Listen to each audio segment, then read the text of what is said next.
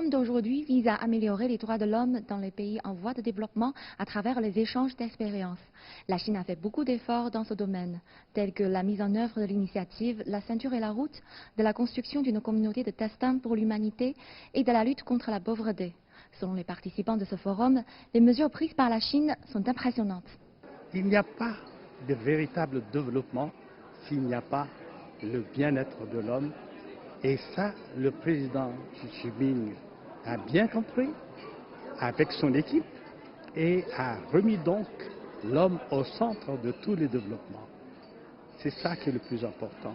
La Chine a été pour moi, en tant que personne, un pays qui a largement contribué au développement des droits humains.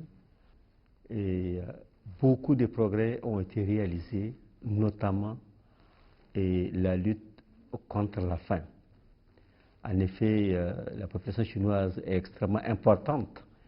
Et si aujourd'hui on arrive à nourrir chaque Chinois, je pense que c'est un progrès énorme et il faut féliciter la Chine pour ces progrès et également d'autres progrès dans d'autres domaines et que j'ai pu constater depuis mon arrivée en Chine aujourd'hui.